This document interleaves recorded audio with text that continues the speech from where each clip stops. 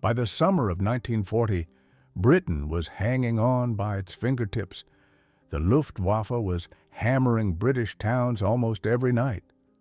German U-boats were choking off supply convoys in the Atlantic. The Royal Air Force was losing fighter pilots faster than training schools could create new ones. Factories were running non-stop, pushing out Hurricanes and Spitfires as fast as human hands could build them. But underneath all of that effort was a quiet crisis no one wanted to say out loud. Britain was running out of aluminum. Every single usable sheet of that precious metal had to be tracked, judged, rationed, and argued over by different ministries. The Air Ministry was stuck with a math problem that didn't really have a clean answer. Do you build more fighters to keep German bombers off British cities? Or do you build more bombers to strike German industry and hit back? You couldn't do both if your supply of strategic materials was basically down to scraps. Now picture walking into that kind of wartime pressure and suggesting something that sounded completely ridiculous. You propose a frontline combat plane made almost entirely from wood. Not some old canvas and string biplane from World War I, but a fast modern bomber built out of plywood and balsa. Anyone would assume you'd get laughed out of the building. That is almost exactly what happened when Geoffrey de Havilland brought the idea forward. Senior RAF officers stared at his drawings the way you'd look at someone who just proposed fighting Hitler with paper models. To them, wood belonged in furniture, sailing boats, basic training gliders, and children's toys. Modern war, they believed, demanded modern materials, aluminum, steel, high-grade alloys, the real stuff of cutting-edge industry. But de Havilland noticed something the others didn't. While everyone else was fighting over limited aluminum, Britain still had forests, and it had entire pools of highly skilled woodworkers who were suddenly unemployed because the luxury goods market had collapsed. Piano builders, cabinet makers, boatwrights, expert craftsmen who understood timber the way a concert pianist understands the keys. And those workshops didn't need months of retooling. With basic adjustments, they could be turning out aircraft parts in a matter of weeks. No giant presses, no complex metal-forming machinery, just trained hands, glue, and good wood. The cost logic was brutal and beautiful. You could get roughly 3 fast wooden combat aircraft for the price of one traditional aluminum bomber. And you weren't stealing any raw material away from Spitfire production. There was another angle almost everyone at the ministry failed to see. The laminated birch plywood and balsa sandwich structure de Havilland had in mind wasn't weak. For its weight, it was unbelievably strong. You could mold it into smooth, flowing aerodynamic shapes that were extremely hard and expensive to create in metal. And there was one more twist. Early radar of 1940 had a much harder time seeing wood than metal. A wooden airframe showed up as a much smaller radar return than an all-metal airplane. But even that didn't matter unless someone actually approved the plan. De Havilland had one last argument to play, and it was a bold one.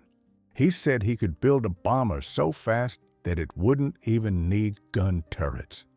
No turrets meant no gunners, which meant less crew weight, which meant more speed and more range. The aircraft, he promised, would simply outrun enemy fighters instead of fighting them. At that moment in 1940, that was unheard of. Every proper bomber carried gun positions everywhere and needed 5, 6, sometimes 7 crew members to serve them in combat. De Havilland was pitching a 2-man airplane with no defensive guns at all, asking the crew to bet their lives on nothing but speed. It sounded reckless.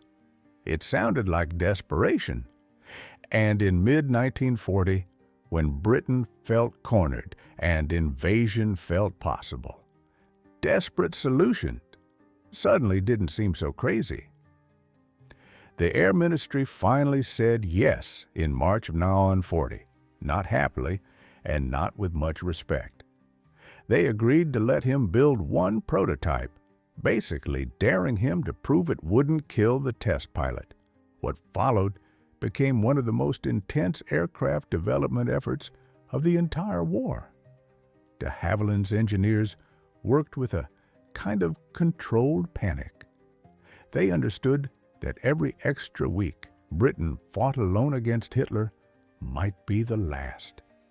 The prototype had to get in the air, and it had to do it quickly. The construction method they developed was genuinely ahead of its time. The fuselage used a layered system. They laid thin birch plywood sheets on the outside, put a core of balsa wood in the middle, and then added another inner layer of birch plywood. The result was a stiff, light, incredibly strong shell that could survive high stress in flight. The entire structure was bonded using a casein-type glue made from milk protein, then cured in heated molds and giant ovens so it set rock solid. Furniture craftsmen from High Wycombe, the traditional center of British fine furniture building, suddenly found themselves assembling bomber fuselages, using techniques they had perfected making dining room sets and wardrobes. The wings were even more advanced. They were built around a box spar and then skinned in plywood, creating a design that was both strong and wonderfully clean in terms of airflow. De Havilland's design team managed to produce smooth, flowing compound curves that would have been a nightmare to stamp or press in aluminum. The outcome was an airframe with less drag than anything else flying. Everything on the aircraft existed for speed. No bubble turrets sticking out to ruin airflow, no gun ports chewing the wind and creating turbulence, just sleek wooden lines made to cut through the air.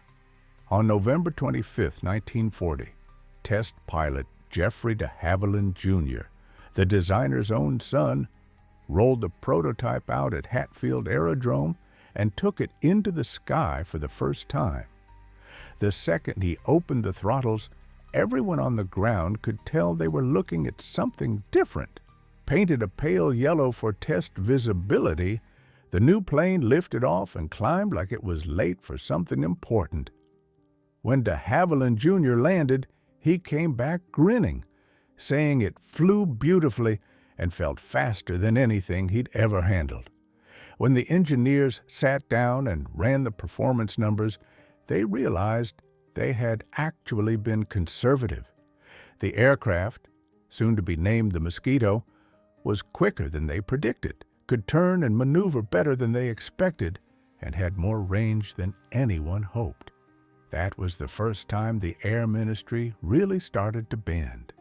They ordered additional prototypes, though they still weren't fully convinced. The real question was simple. Would this thing live through real combat? Could this wooden airframe handle rough treatment, random damage, bad weather, and violent temperature swings? Critics were already circling. They said wood rots, wood can warp, wood burns. One burst of cannon fire, they argued, and the whole plane would just explode into splinters. A metal plane could limp home full of holes. You could rivet on patches and fly again. With a wooden plane, they said, one good hit and you'd fall out of the sky as a cloud of sawdust. But de Havilland had quietly built something that was about to make those critics look foolish. The Mosquito wasn't only fast. It was on its way to becoming the single most flexible combat aircraft of the entire Second World War. Across the Channel, German intelligence officers were watching British aircraft programs like gamblers watching a rival's hands. They had spies, photo reconnaissance, intercepted radio traffic, factory production estimates, and they built thick files for Luftwaffe headquarters. When early reports came in about a new British bomber made primarily of wood, the response in Germany was exactly what you'd imagine from an air force that had just crushed Poland and France. They laughed. Luftwaffe analysts wrote internal memos dismissing the Mosquito as proof that Britain was so desperate for materials it had gone back to 1915-era construction tricks. One early 1941 assessment literally described it as a wooden toy, and even suggested the whole thing might just be British propaganda meant to hide how badly their industry was suffering. The thinking in Berlin was easy to follow. The Luftwaffe was flying all-metal Messerschmitt Bf-109s and Focke-Wulf FW-190s, tough armed fighter aircraft with cannons and machine guns, the peak of German air engineering. And meanwhile, the British, supposedly, were gluing plywood together. German fighter pilots joined in on the mockery. They were used to hunting Wellingtons, Blenheims, and Hamptons, bombers that were heavy, slower, and predictable once you swung in behind them. Yes, those British bombers had gun positions, but an experienced German pilot knew the playbook. You attacked from below and behind, poured cannon fire into the engines and the fuel system, then rolled off and reset before the gunners could track you. A bomber with no guns at all? To them, that sounded like target practice with extra steps. Many German pilots figured they'd run up their kill counts the moment these new wooden machines crossed into German airspace. That confidence went all the way up the chain. Reichsmarshal Hermann Göring, head of the Luftwaffe and one of Hitler's closest circle, was briefed in mid-1941 on what British industry was building. His reaction basically captured the entire Luftwaffe attitude at the time. Göring had been a World War I fighter ace and thought of himself as an authority on air combat and aircraft design. To him, an unarmed wooden bomber simply didn't fit any rule he believed in. He told his staff not to waste effort worrying about it. Germany, he said, had bigger concerns: increasing American involvement, the savage air war on the Eastern Front, and defending German cities from night bombing. That attitude filtered into training. Luftwaffe fighter schools taught pilots to identify aircraft by shape, engine note, and flight style. When Mosquito silhouettes started appearing in recognition guides in late 1941, they were almost treated like curiosities. The message was basically, if you see one of these, it should be easy. Twin engines, no defensive gun turrets. Wooden frame, so it can't take a pounding. Standard tail chase, aim for the engines. Fire and finish it. Nobody stressed speed because German intelligence still didn't have real performance data. Their estimates were based on the assumption that a wooden airframe had to be slower than an advanced metal one. Everything was now in place for one of the most embarrassing wake-up calls in Luftwaffe history. German pilots had convinced themselves the Mosquito was a joke, a symbol of British weakness, something that would pad their victory lists. Within months, those same pilots would be sending back angry radio calls that sounded like excuses from someone who just lost a fight in a bar. Their commanders wouldn't believe them. How could a plywood airplane outrun the best German fighters in service? On September 20th, 1941, a quiet mission rewrote the rule book. A single Mosquito prototype labeled W405I1 took off from RAF Boscombe Down. The assignment seemed simple: fly in broad daylight to the German-controlled port of Bordeaux and take photographs. The pilot, Squadron Leader RF, Reggie Clark, wasn't even on an offensive strike. This was a reconnaissance run, a real test to see if the aircraft could survive deep over occupied territory. Clark climbed to around 20,000 feet, crossed the channel, and headed into France. German radar picked him up and scrambled fighters. 3 Bf-109s were sent up to intercept. These weren't rookies.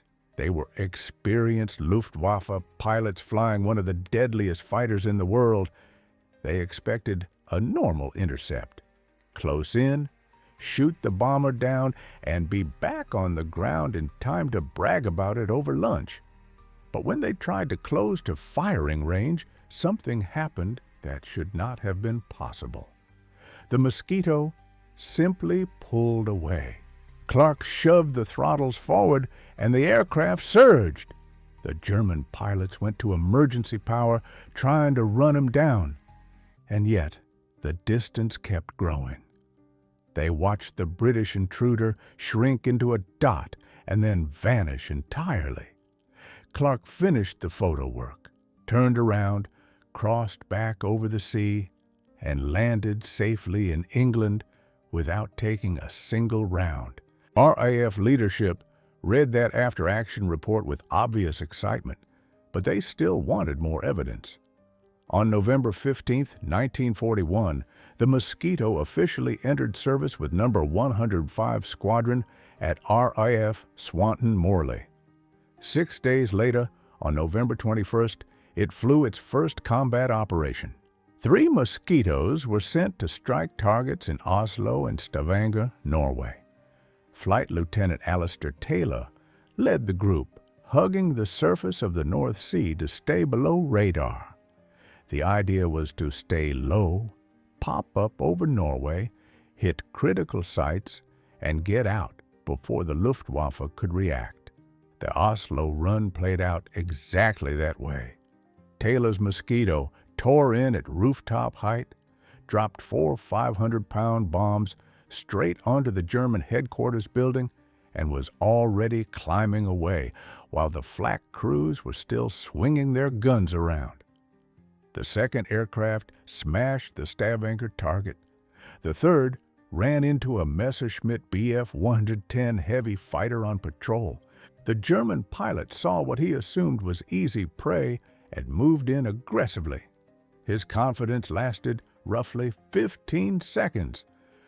The Mosquito pilot firewalled the throttles and simply walked away from him, leaving the twin-engine Bf-110 thrashing in dirty wake like a barge trying to chase a speedboat. Stories like that spread through RAF squadrons instantly.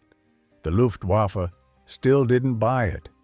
German intelligence officers read the reports and assumed British public relations teams were inflating the numbers to boost morale. They had seen that kind of story before. We've built an unstoppable miracle weapon. From Berlin's point of view, physics didn't allow what the RAF was claiming. Metal should be superior. Metal should be faster. Metal should dominate. Wood to them was last-ditch improvisation that would crumble once it met serious opposition. They were about to discover painfully that sometimes last-ditch improvisation turns into the winning move. The Mosquito had drawn blood, and the nightmare was only beginning. German fighter pilots were about to enter the most discouraging stretch of their careers, chasing a target they simply couldn't run down. The raw numbers explain why. A Mosquito BMK-4 carrying bombs could cruise at around 380 miles per hour, and, if pressed, hit close to 400 in a dash. That was faster than most frontline Luftwaffe fighters in actual combat trim. A standard Bf-109F could reach a little over 370 under ideal conditions. Clean, at the right height, flown hard, but that was without fuel tanks hanging underneath and without needing to climb first. The Focke-Wulf FW-190A, which arrived in service in late 1941 as Germany's answer to the Spitfire, could touch roughly the high 390s in perfect circumstances. Here's the catch. Those top speeds depended on perfect setup. The German fighter already at altitude, already in position, light on fuel, and not dragging anything externally. In real life, interceptors had to scramble, climb, burn fuel, and then try to chase. Mosquito crews didn't need the stars to line up. All they had to do was push the throttles and hold altitude. German pilots kept running into tactical dead ends. If they saw a mosquito flying below them, they could dive and pick up speed. But as soon as they leveled off to take a shot and lost that dive advantage, the mosquito just surged ahead again. The closing distance vanished in seconds. If they happened to spot one at the same height, they basically had no chance of catching it. And if the mosquito was higher, that fight was already over. The mosquito crew would see them climbing, gently lower the nose to gain even more speed, and disappear before the Germans got within firing range. Standard Luftwaffe interception doctrine collapsed. Their favorite method, slide in behind a bomber, match speed, and then pump cannon shells into engines and fuel tanks from point-blank range, simply didn't work on something you could never sit behind. A few German pilots tried head-on attacks, but at the kind of combined closing speeds we're talking about, well over 700 miles per hour, you only got a second or two to actually fire, and hitting anything vital in that tiny window took either freakish aim or pure luck.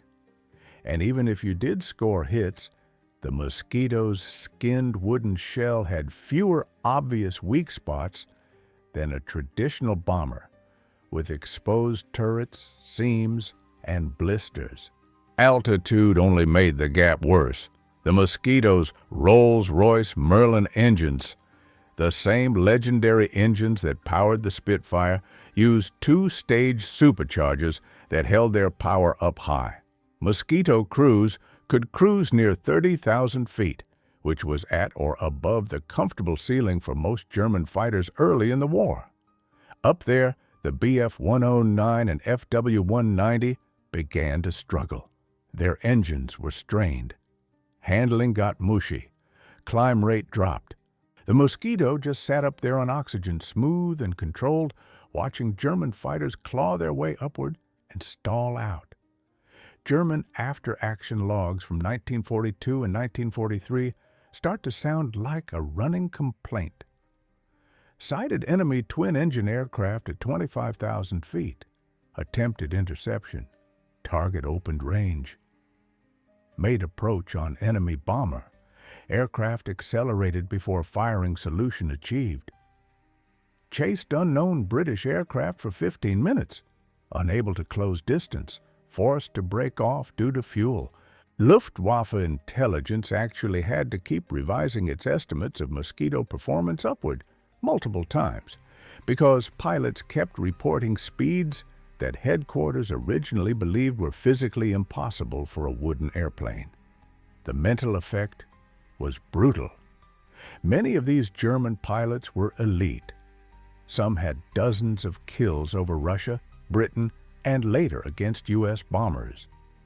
Now they were being outrun repeatedly by an unarmed bomber made out of plywood and glue.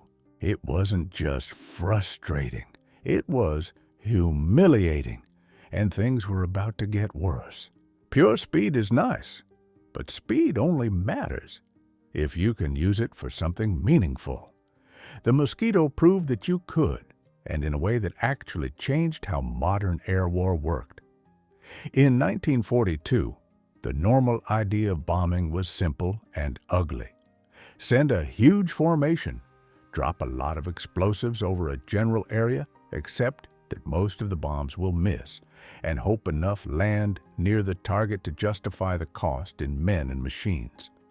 RAF Bomber Command was losing aircraft at shocking rates, sometimes 5 to 7% losses in a single mission. That meant a bomber crew's life expectancy could be counted in weeks. But what if you could send 2 airplanes to do the work of 50? On September 25, 1942, that theory was tested. 4 Mosquitoes from 105 and 139 squadrons were assigned to hit the Gestapo headquarters in Oslo, Norway. The problem? The building sat in the middle of a normal city block. A standard heavy bomber raid would have flattened half the district and killed a lot of civilians.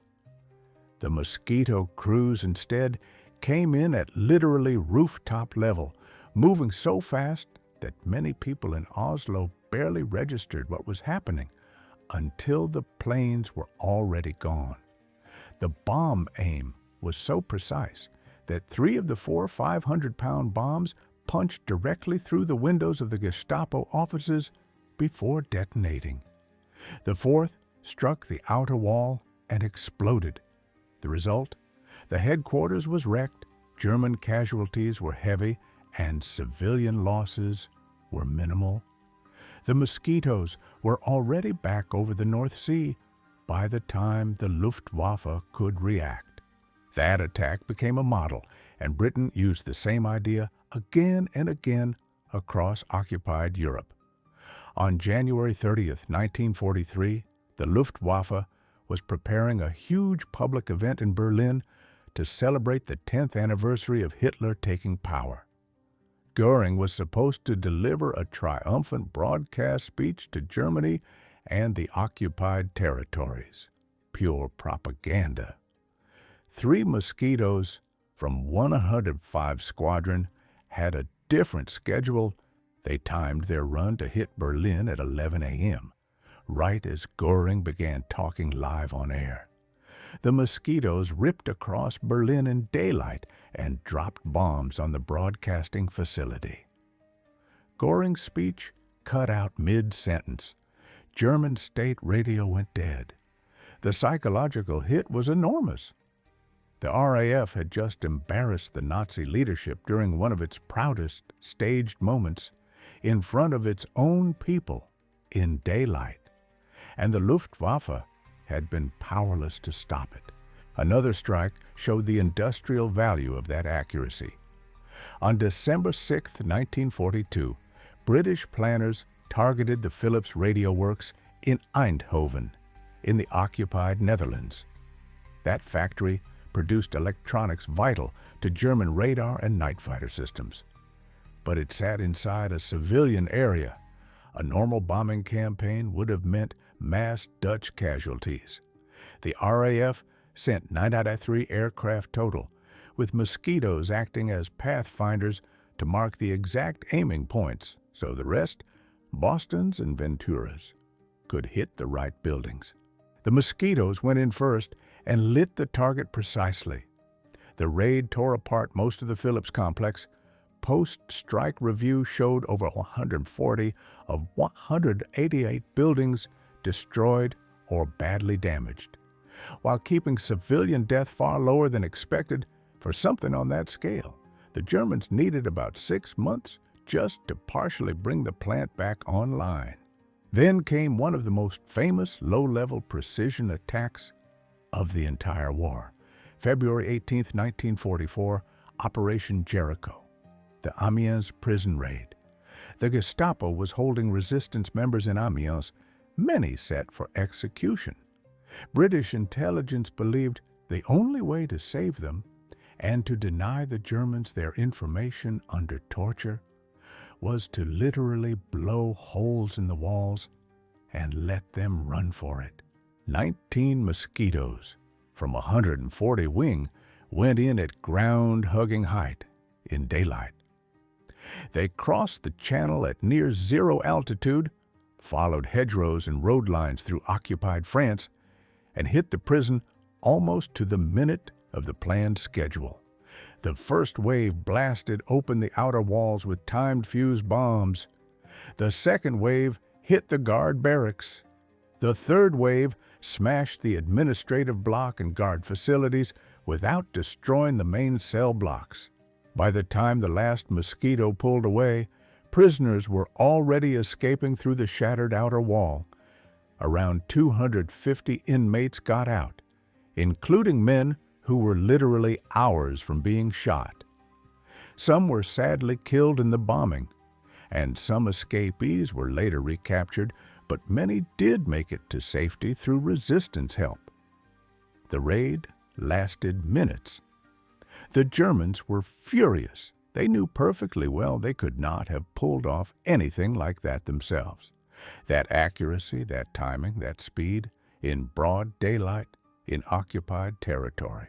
And while the Mosquito was doing things no heavy bomber could do in daylight, another version of it was starting to dominate the night. By late 1942, a dedicated night fighter version of the Mosquito was in service. This one had teeth. The Mosquito NF-MK2 carried 4 20mm Hispano cannons mounted in the belly and 4 .303 Browning machine guns in the nose. Even more importantly, it carried airborne interception radar in the nose, a new AI radar set that let the crew find enemy aircraft in total darkness. That mix, speed, radar, and concentrated firepower, created something the Luftwaffe had not prepared for, a British night hunter that was faster than German bombers and could find them in the dark. Up to that point in the war, German bombers like the Heinkel He 111, Dornier Do 217, and Junkers Ju 88 had largely owned the night. Once the sun went down, anti-aircraft fire and clumsy early night fighters were the only real threats. British night fighters such as the Bristol Beaufighter had scored some victories, but they were slower than many German bombers and usually struggled to close in before the target slipped away. The Mosquito flipped that balance overnight. It could outrun any German bomber. It climbed faster. It could stay up longer on station thanks to its fuel efficiency. Wing Commander John Cunningham became the public face of Mosquito night fighting. British propaganda nicknamed him Cat's Eyes and claimed his success came from superb natural night vision, supposedly from eating carrots, because the RAF didn't want Germany to realize that airborne radar had arrived and was working. Here's how their method worked in practice. Ground controllers would vector a Mosquito toward incoming German raiders. The radar operator in the Mosquito would then lock onto a bomber from several miles out. From there, the Mosquito would close fast. The usual kill setup was cold and efficient. The Mosquito eased in just under and behind the German bomber, matching speed. At 200 yards or less, close enough that you could practically read markings in the dim light, the Mosquito pilot would raise the nose slightly and fire. 4 20mm cannons spat a 1-second burst. Each cannon shell weighed roughly 5 ounces and left the barrel at about 2,800 feet per second. A 1-second burst meant something like 30 cannon shells slamming into a target's wing roots, engines, and fuel tanks all at once. German bombers almost never walked away from that. They either blew apart in midair, turned into fireballs, or nosed over and went down trailing flame. By mid-1943, German bomber crews were sending home terrified reports about a British night fighter that seemed to appear out of the black, kill instantly, and vanish. Luftwaffe intelligence officers resisted believing it. How could the British suddenly have a night fighter that was faster than German bombers? Beaufighters, they understood. You could sometimes outrun a Beaufighter, but these new attackers didn't behave like Beaufighters. They closed too fast. They didn't fall back in a chase. And worst of all, they were showing up at altitudes where German crews thought they were safe. And it didn't stop with German bombers. Mosquito night fighters also started stalking the very aircraft the Luftwaffe sent up to hunt RAF bombers, Bf-110s, and Ju-88 night fighters.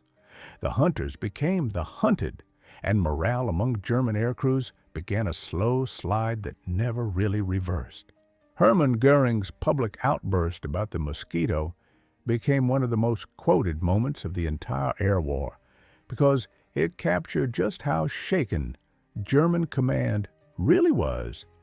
In January 1943, while visiting a fighter unit, Göring lost his temper in front of officers and enlisted airmen.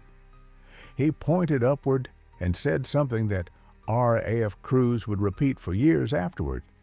He raged that seeing the Mosquito made him turn green and yellow with envy, that the British, who, as he complained, actually had better access to aluminum than Germany did, were knocking together a beautiful wooden aircraft in every piano factory, and still giving it more and more speed. This was not some private confession to his staff. He said it in front of the rank and file, and of course it spread. That moment shattered several myths at once. First, it was an open admission from the Luftwaffe's own chief that the Mosquito outclassed anything Germany was fielding. Second, it destroyed the idea of guaranteed German technical superiority, the story Nazis had sold their own people since 1939. Third, it basically told every single German fighter pilot, "I don't expect you to catch these things, I know you can't."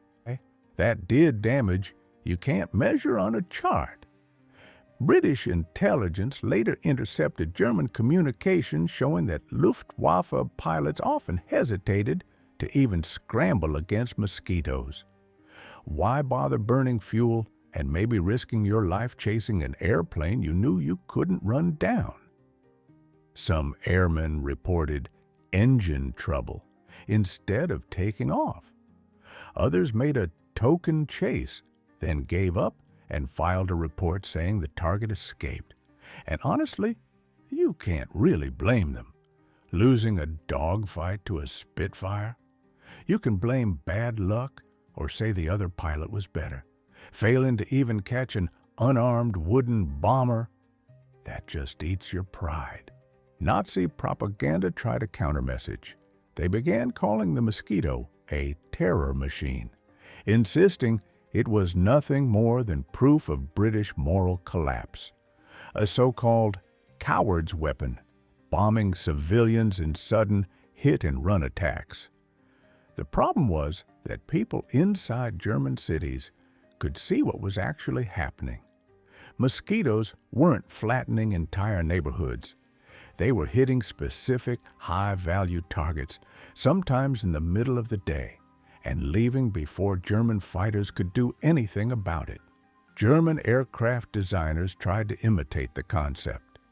The Focke-Wulf-Ta 134 Mosquito night fighter program was openly meant to be Germany's answer to the British Mosquito, right down to the name. On paper, it looked promising, a fast wooden night fighter with heavy cannon armament. In practice, Germany just didn't have Britain's depth of experience in precision wooden aircraft work. The glues gave trouble. Quality control slipped. When an Allied bombing raid in 1944 destroyed the factory that made the special adhesive, the whole project basically collapsed. They couldn't even copy the formula. By late 1943, the Mosquito had become something rare in wartime. The enemy feared it, respected it, and envied it at the same time. Luftwaffe crews learned the Mosquito's outline and the growl of its Merlin engines the way sailors learn the shape of an approaching storm. They knew that if they saw it, the situation was about to get bad. The wooden toy, as some German officers had sneered early on, had turned into exactly what the British later called it, the Luftwaffe's worst nightmare. We already touched on Operation Jericho, but that mission deserves a closer look because it sums up what the Mosquito really represented. Amiens prison in northern France held over 700 inmates, including around 120 resistance members marked for execution. The French underground had passed word to British intelligence, either free these people now or kill them gently before the Gestapo can break them under torture. London chose to attempt the rescue. Group Captain Percy Pickard led the strike, flying one of 19 Mosquitoes from 487 Squadron, Royal New Zealand Air Force, 464 Squadron, RAF, and 21 Squadron, RAF. The plan demanded navigation accuracy that bordered on insane. The attack force would fly at literally hedge-top height in daylight across occupied France. They'd navigate visually by following railroad lines, rivers, even individual roads, staying under German radar. Timing was everything. They aimed to hit at lunchtime, when guards would be in the mess hall and most prisoners would be locked in their cells, which meant more guards exposed and fewer prisoners moving around in open courtyards. The first wave flashed over the prison at about 12:01 p.m., doing over 250 miles per hour at a height so low that some aircraft came back with chips in their leading edges from debris. Those first Mosquitoes dropped bombs with short time delay fuses, designed to detonate after the planes had just cleared the blast.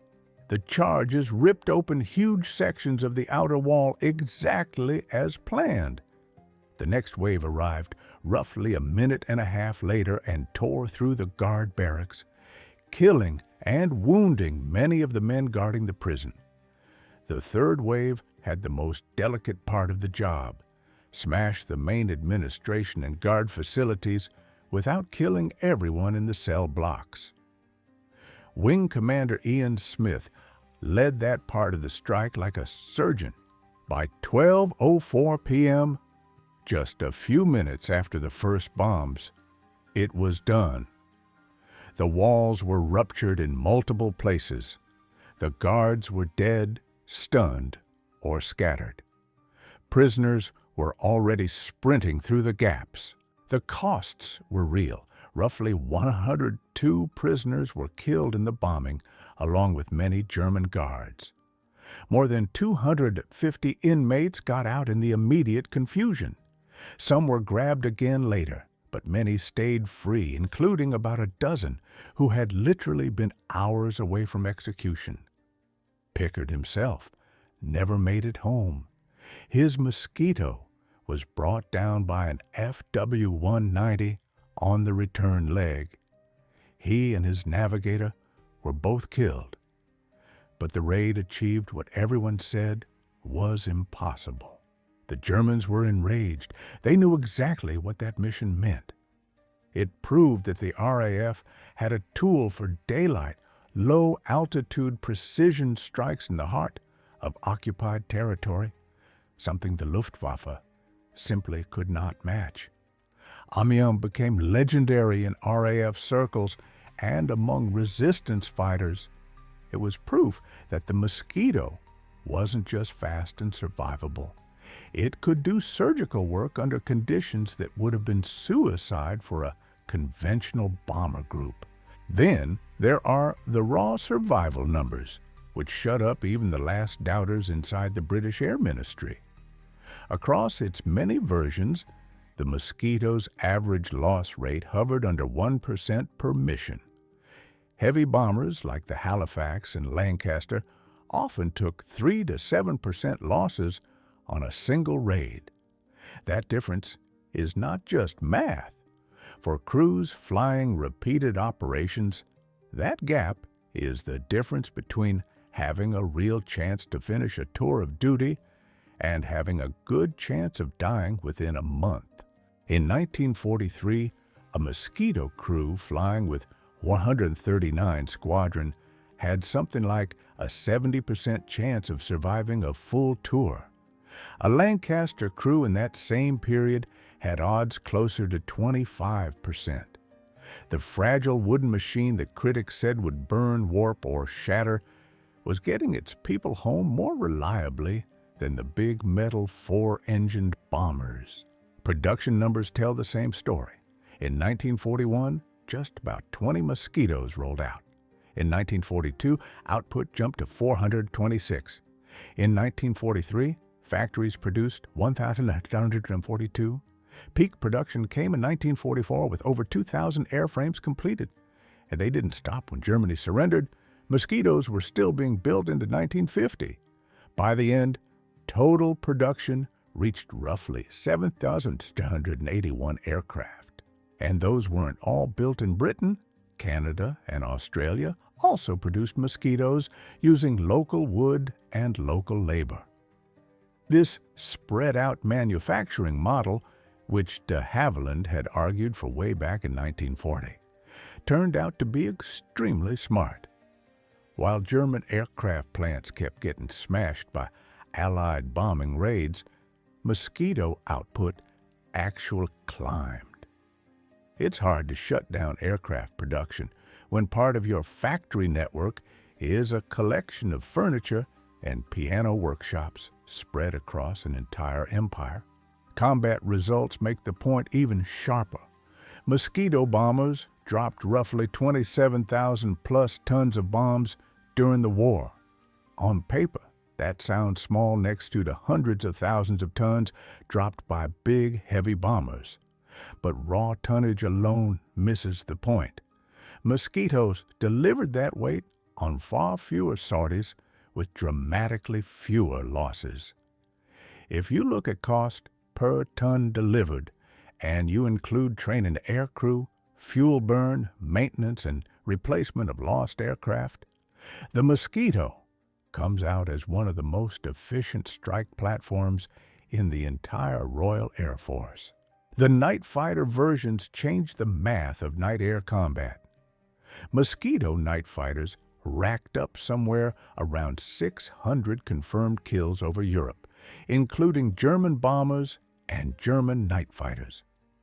Some individual Mosquito pilots posted kill counts that would have sounded like fantasy a year earlier. Wing Commander Bransey Burbridge ended up with 21 confirmed night kills, all in Mosquitoes. Flight Lieutenant Karel Kudelwasser, a Czech pilot, became infamous as the Night Reaper, downing 18 German aircraft in just a few months of 1942. The Mosquito didn't just give good pilots an edge. It gave them a platform that amplified what they could already do. The photo reconnaissance Mosquitoes were just as crucial, even if they stayed quiet. They flew more than 2,000 missions, taking high-resolution images of V-weapon launch sites, submarine pens, invasion beaches, shipyards, and industrial plants. German defenses almost never touched them simply because nothing could catch them. When Allied planners needed to know what was actually happening deep inside German territory, they didn't send a squadron. They sent one Mosquito. Even the money side of the story is ridiculous. A Mosquito cost in the ballpark of $10,000 to build during the war. A Lancaster heavy bomber cost something closer to $45,000.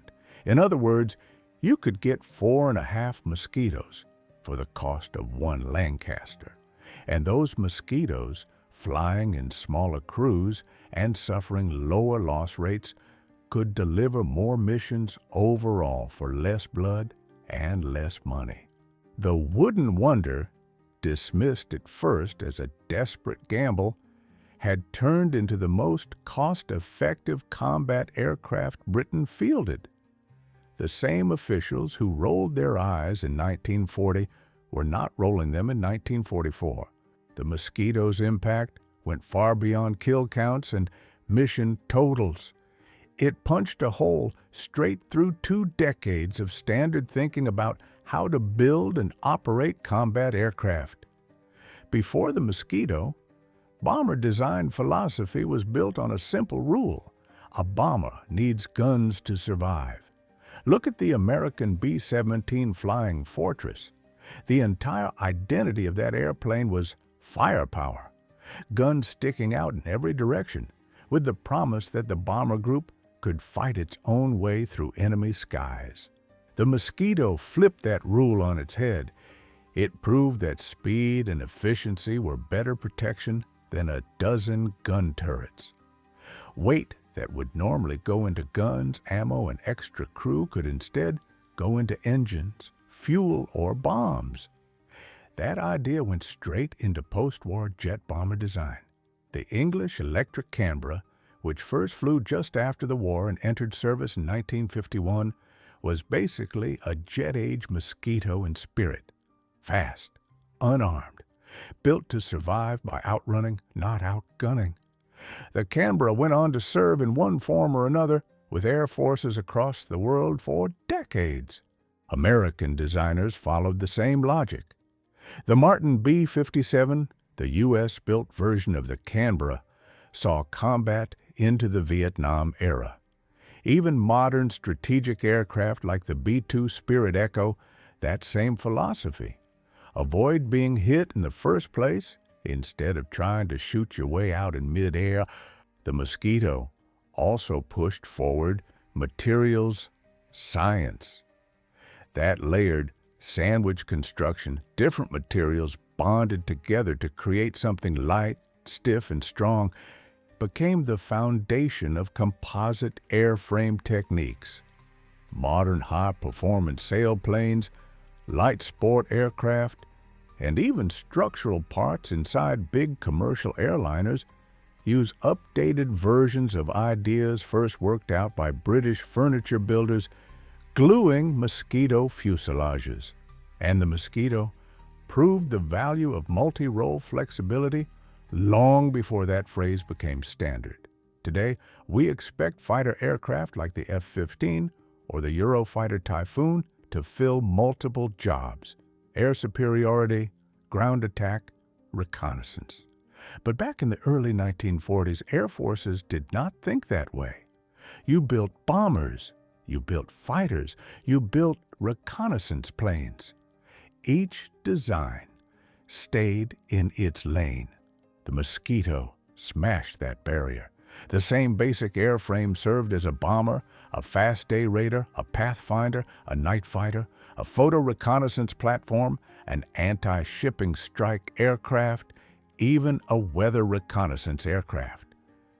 That adaptability made it far more valuable than a hangar full of single-purpose planes tuned for only one mission each. Maybe the most important legacy is psychological. Nazi Germany built its war story on the myth of unbeatable German engineering, German science, German precision, German superiority. A British plane made of wood and glue that outran, outclimbed, and outfought German aircraft in Germany's own airspace shattered that myth in a way raw propaganda never could. It showed that creativity beats arrogance, smart design beats brute force, and underestimating your enemy is one of the fastest ways to lose. The Luftwaffe never fully recovered from the blow of watching Mosquitoes fly, hit, and disappear while German fighters sat powerless below them. And the Mosquito didn't just vanish after 1945. It kept working. Air forces in Britain, Canada, Australia, Israel, and several other countries flew Mosquitoes well into the 1950s and, in some specialized roles, into the early 1960s. Some were still being used as target tugs in 1963. Think about that. A wooden warplane born during the Battle of Britain stayed in service long enough to overlap with the early years of the jet age and the first generation of truly supersonic fighters. Very few World War II aircraft had service lives that long. None of the others did it while being built largely from wood. German officers once sneered and called it a flimsy wooden toy. History doesn't remember it that way. History remembers the Mosquito as one of the most effective combat aircraft ever built, a machine born out of desperation that became legendary by performance alone.